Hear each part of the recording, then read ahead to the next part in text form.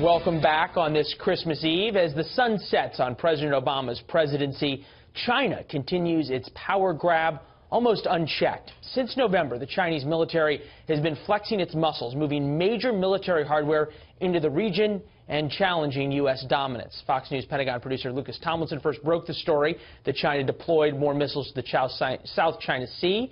Joins us now with more. And it's amazing. We talked to you yesterday about bringing you on for this story, and already it's changed significantly.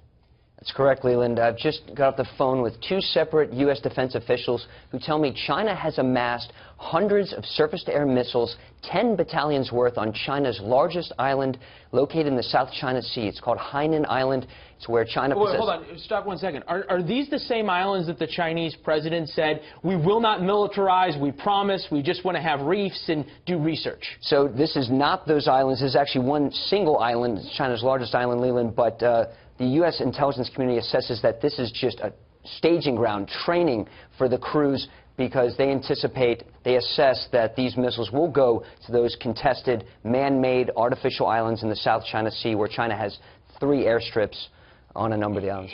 We talk about missiles. These are pretty serious missiles, though, right? These are things that could all of a sudden shoot down an airliner, shoot down U.S. bombers.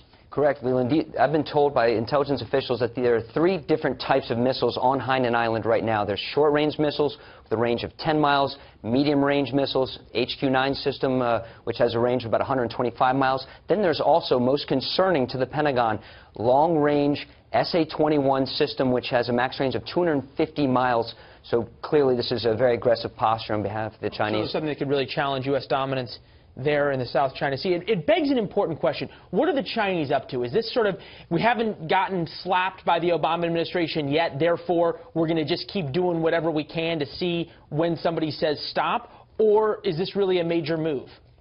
It is a major move, Leland. The officials I've spoke to said that China, this is part of them wanting dominance in the South China Sea. Now, earlier this year, the top Navy officer in the Pacific told Congress that the South China Sea is no more China's than the Gulf of Mexico is Mexico's. But China isn't listening to that. They say the South China Sea is theirs. They've created this, what the Hague and international community says is an international boundary called the 9-dash line.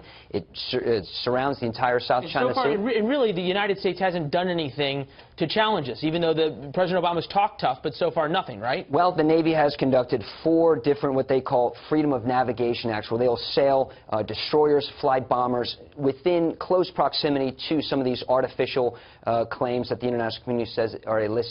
One note, though, Leland, you can trace back these latest military maneuvers to Thanksgiving. 2 days after Thanksgiving, the Chinese flew a pair of long-range bombers around Taiwan for the first time, and a few days later, that's when the Taiwan president called President-elect Trump to congratulate him on his election. They don't pay us to believe in coincidences in this business.